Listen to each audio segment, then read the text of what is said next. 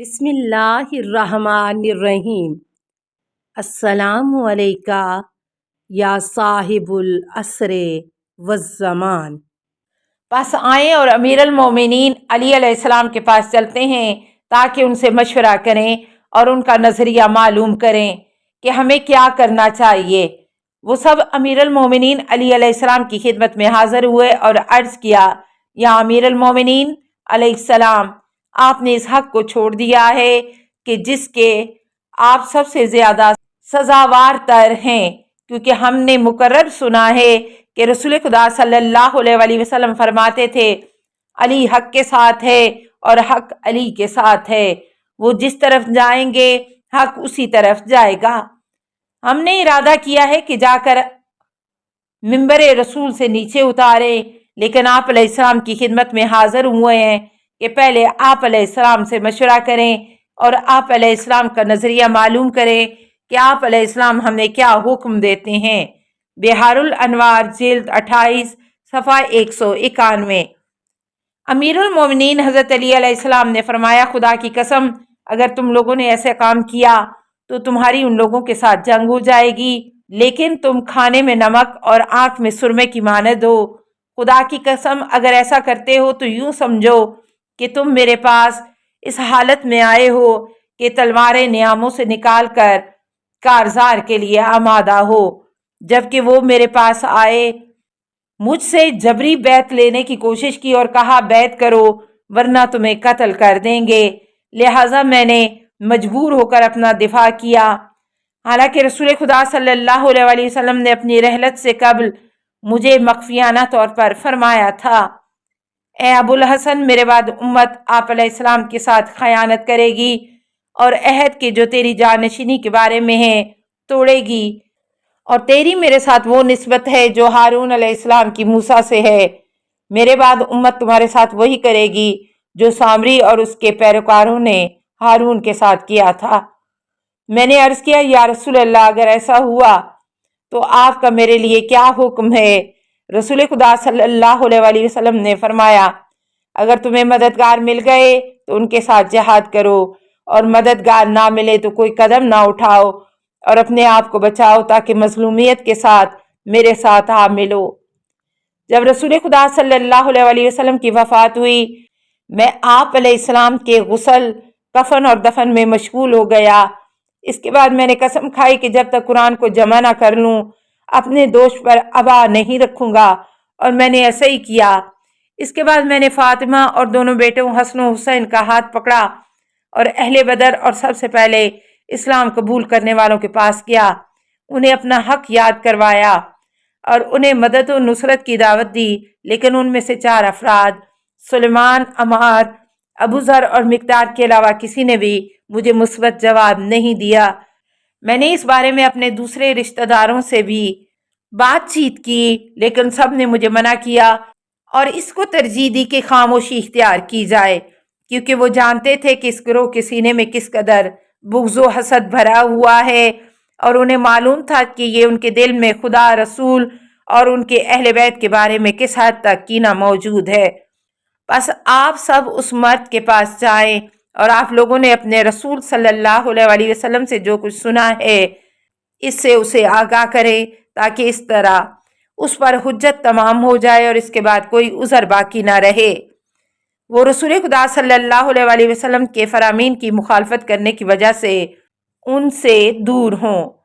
جب وہ روز قیامت ان کے پاس جائیں، وہ گروہ مسجد کی طرف روانہ ہوا اور انہوں نے رسول خدا صلی اللہ علیہ وسلم کے منبر کو گھیرے میں لے لیا۔ اس دن جمعے کا دن تھا۔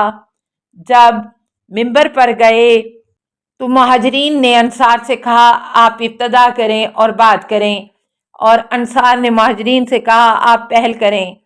کہتے ہیں کہ جس نے سب سے پہلے بات کی وہ خالد بن سعید بن العاص تھا، پھر باقی مہاجرین اور ان کے بعد انصار نے گفتگو کی۔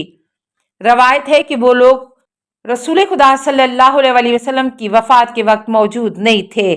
جب مدینہ آئے تو خلیفہ اول مقام خلافت پر بیٹھ چکے تھے اور اس دور میں مسجد رسول کے معروف ترین افراد میں سے تھے۔ خالد بن سعید اٹھے اور کہا کہ خدا سے ڈرو، تم یقیناً جانتے ہو کہ ہم سب واقعہ قریظہ کے دن کہ جب اللہ تعالیٰ نے حضرت کو فتح نصیب فرمائی تھی، رسول خدا کے ارد گرد بیٹھے ہوئے تھے، اور حضرت علی علیہ السلام نے اس دن مصروف جنگ جو افراد کو قتل کیا تھا، رسول خدا صلی اللہ علیہ وسلم نے فرمایا تھا، اے مہاجرین و انصار کی جماعت، میں تمہیں ایک وصیت کرتا ہوں، اسے یاد رکھیں اور فراموش مت کریں۔ نیز میں ایک امانت تمہارے سپرد کر رہا ہوں، اس کی حفاظت کرنا۔ اچھی طرح جان لو کہ میرے بعد علی علیہ السلام تمہارے امیر اور میرے خلیفہ ہوں گے۔ اس مطلب کا میرے پروردگار نے مجھے حکم دیا ہے، اگر تم نے ان کے بارے میں وصیت پر عمل نہ کیا اور ان کی مدد نہ کی تو تمہارے احکام میں اختلاف پڑ جائے گا اور تمہارے دین کا امر تم پر مضطرب ہو جائے گا، اشرار تمہارے اوپر مسلط ہو جائیں گے۔ جان لو کہ میرے اہل بیت میری امت کے وارث ہیں اور میرے بعد میری امت کے امر سے آگاہ ہیں۔ خداوند جو کوئی ان کی اطاعت کرے اور ان کے بارے میں میری وصیت اور سفارش پر عمل کرے گا، اسے میرے گروہ میں میشور فرما، اسے میری رفاقت نصیب فرما اور اس کے وسیلے سے نور آخرت کو درک کر سکے اور اس دن ظلمت و تاریکی میں گرفتار نہ ہو۔ خداوندہ، جو کوئی میرے بعد میرے اہل بیت کے ساتھ برا سلوک کرے، اسے اس بہشت سے محروم رکھ جس کی وسعت زمین و آسمان کے برابر ہے۔ اس سے کہا گیا کہ خالد خاموش ہو جاؤ، تم نہ تو مشورے کے لائق ہو اور نہ ان لوگوں سے ہو کہ جن کی پیروی کی جائے۔ خالد نے کہا کہ تم خاموش رہو، تم کسی دوسرے کی زبان بول رہے ہو۔ خدا کی قسم، قریش جانتے ہیں کہ حسب و نسب اور ارزش کے اعتبار سے پست ترین قریش میں سے ہیں، گمنام ہو اور خدا اور رسول کا دفاع کرنے میں کمزور ترین فرد ہیں۔ تم جنگوں میں بزدل اور سخاوت کرنے میں کنجوس ترین شخص ہو۔ تمہیں قریش میں افتخار حاصل ہے اور نہ جنگوں میں تمہارا کوئی نام ہے۔ تم اس واقعے میں اس کی طرح ہو جس نے انسان سے کہا، اذ قال للانسان الکفر فلما کفر قال انی بریء منک انی اخاف اللہ رب العالمین فکان عاقبتہما انہما فی النار خالدین فیہا وذالک جزاء الظالمین۔ سورہ حشر آیت 16-17۔ کافر ہو جاؤ تاکہ تمہاری مشکلات حل کروں، لیکن جب وہ کافر ہو گیا تو کہا، میں تم سے بیزار ہوں، میں اس خدا سے ڈرتا ہوں جو عالمین کا پروردگار ہے۔ آخرکار ان کا سر انجام یہ ہوگا کہ وہ دونوں جہنم میں جائیں گے اور ان میں ہمیشہ رہیں گے، یہ ہے ستمگاروں کی سزا۔ پس خالد بن سعید کو بٹھا دیا گیا۔ نمبر 2، ان میں سلمان فارسی اٹھے اور کہا کہ کیا تمہیں نہیں معلوم کہ تم نے کیا کیا ہے؟ پہلے تم نے بیعت کرنے سے انکار کیا، یہاں تک کہ اس کی گردن مروڑی اور اسے مارا۔ اس جگہ پر کہا کہ اے اپنے امر میں کس پر اعتماد کرتے ہو؟ جب تمہارے پاس کوئی ایسی چیز آئے جسے تم نہیں جانتے ہو، اس وقت تم کس کی پناہ حاصل کرتے جب تم سے سوال کیا جائے کہ تم اسے نہیں جانتے ہو؟